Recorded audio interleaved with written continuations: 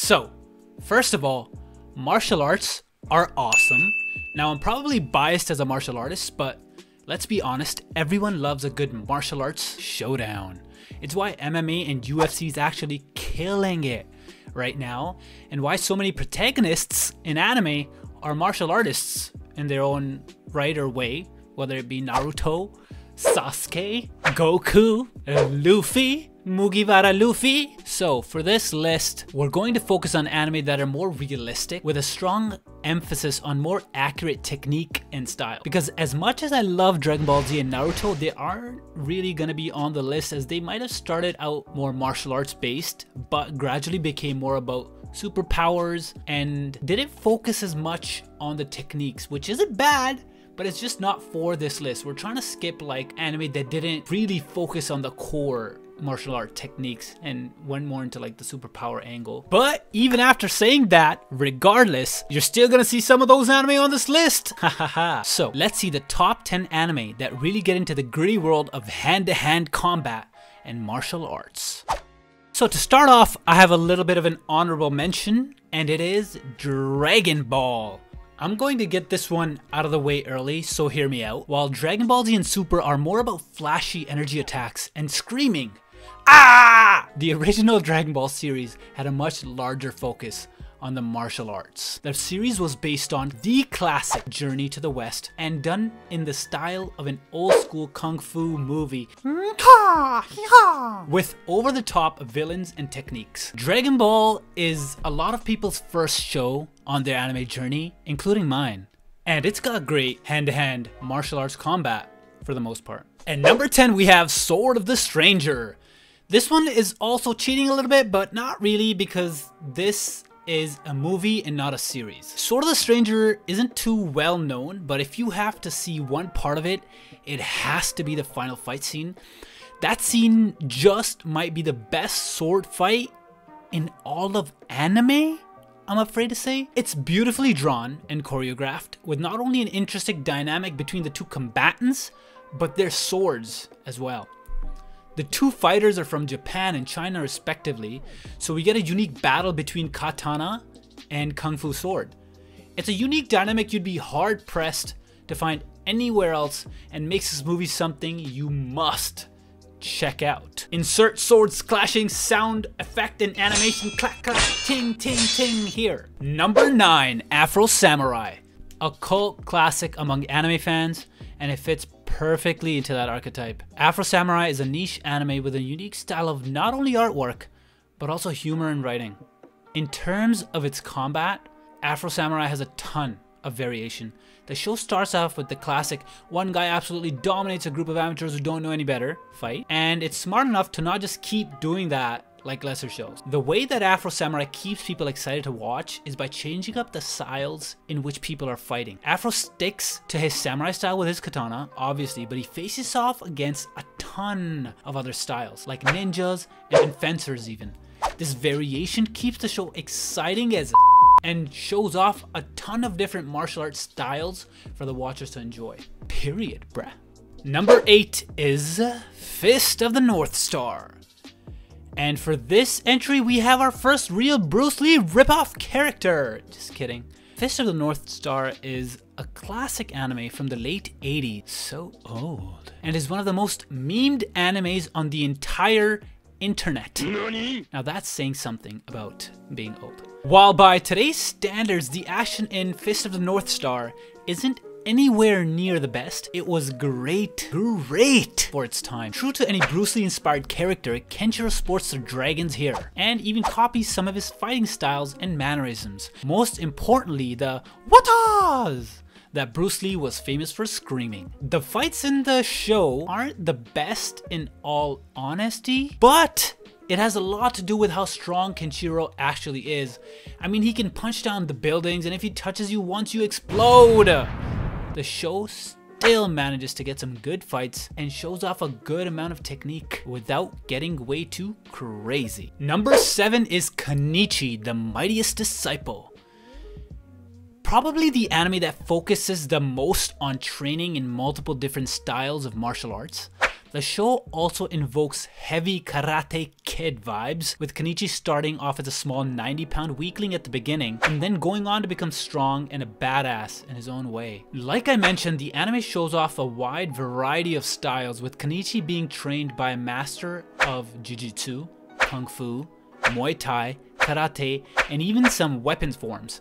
We really get to see Konichi's progression in this series, not only in his martial arts skills, but also in his physique and mentality. Mentality specifically amazing. Both of these become noticeably stronger and more powerful, which is such an amazing and inspiring journey to watch. At number 6 we have Megalo Box. Yes, boxing is a martial art, and get used to it because you're going to be seeing it a few more times on this very list. Megalo Box was a surprise to me when I first saw it because at the time I really couldn't understand the main concept. In terms of its accuracy to the sweet science that is boxing, the author obviously took some liberties. First and foremost, the augmentations that most fighters use going into their matches, these augmentations are used to increase a fighter's strength, endurance, and agility, and almost every boxer uses these except for the main protagonist, Gearless Joe.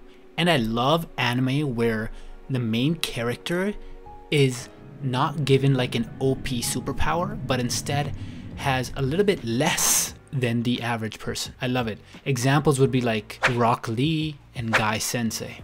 The boxing in the show is very similar to what you would see in real life, with the proper jabs, hooks, and the strategies real fighters would use. Overall, this perfect underdog story is a great watch for any action anime fan or boxer, and if you love the 90s anime aesthetic, you're gonna be in love with this one, man. At number 5 we have Bucky.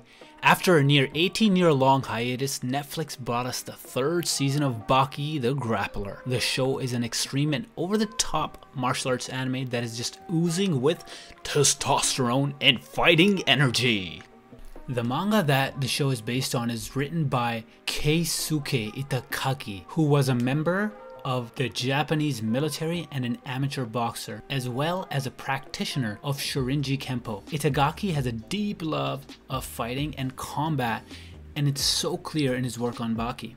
The show features a ton of different martial arts styles, some real and some made up for the show, that are based on real styles, like Shinshinkai Karate being based on Kyokushin Karate. The show features some really interesting and creative fight scenes. Some are hand-to-hand, some include weapons, and some are sport style bouts like judo sparring. This way the fights are never stale and continuously fresh. And number 4 we have Levis. Levis has a very similar premise to Megalo Box, but I believe that overall Levis is a better anime and a better representation of the sport of boxing as well. First off, just to let you know, we also have metal arms here as well. Ooh, what a surprise. The only real change to actual boxing is the set limit of steam the fighters have in their arms, instead of like having stamina bars in a way. The boxing is as accurate as it can get. The show doesn't stray too far from actual boxing techniques, aside from the occasional spin hooks and the addition of armor to the combatants. Most of the techniques are accurate, albeit pretty stylized and exaggerated for effect, of course, right? Exaggeration is the key to spicy life, they say. While the art style can make the fights look stylized, they are still accurate, but the most accurate part of Levis is the training, where they show the main character doing road work, hitting pads and heavy bags, and sparring, all important parts of a boxer's training and journey. At number 3 we have God of High School. I know what you guys are thinking. You guys are like, no you didn't. Yes I did. The God of High School anime seemingly came out of nowhere, being a part of Crunchyroll's deal with Webtoon. While most anime fans didn't know what to expect, fans of the manhwa knew this was going to be great, including me. God of High School delivers some of the cleanest action that we have seen in recent years with its stellar animation and great art style. The show highlights a ton of real-world martial arts, including Taekwondo, Karate, Brazilian Jiu-Jitsu, and even sword fighting styles. Now, we said at the beginning of this list that we didn't want to feature shows that rely heavily on superpowers, I know, over martial arts. God of High School makes the cut because it uses its powers known as charyok to help amplify the martial arts techniques, or show us new ones and not just give the characters energy blasts, you know? This way of using charyok kept the action smooth and intense at the same time, letting us see the very physical struggle that the character was having in every fight. And number 2 we have Kangen Ashara.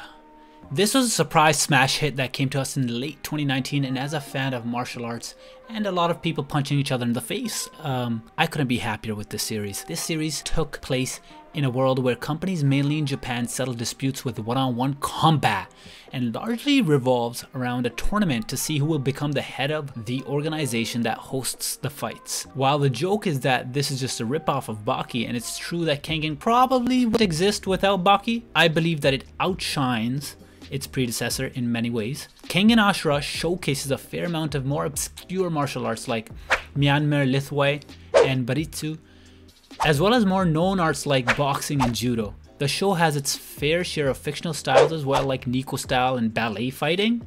Like ballet fighting, yeah, for real.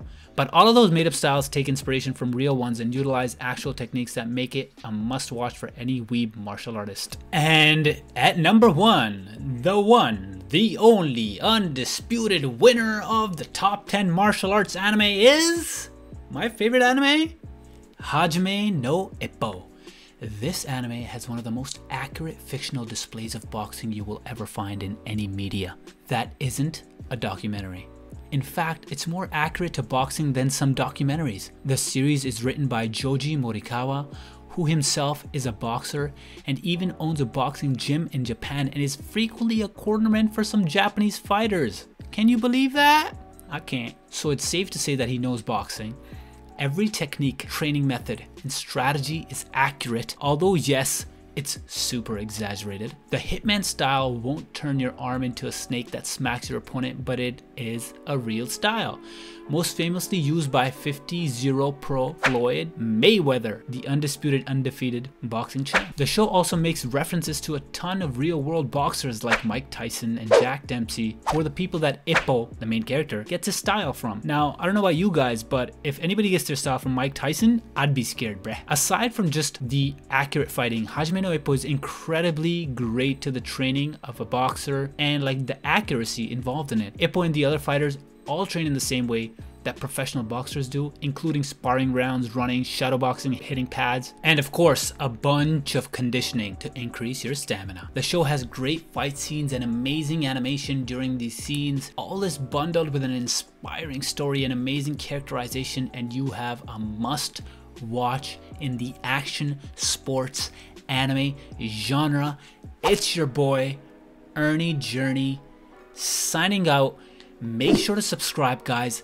Let me know in the comments which ones you think should be on the list as well, and I can make a part 2 maybe. Also, make sure to subscribe to us on Instagram at @theanime, the same as our channel name, and we also have at @theanime on TikTok and at @theanime on Pinterest and at @theanime in the rest of your life. Just kidding.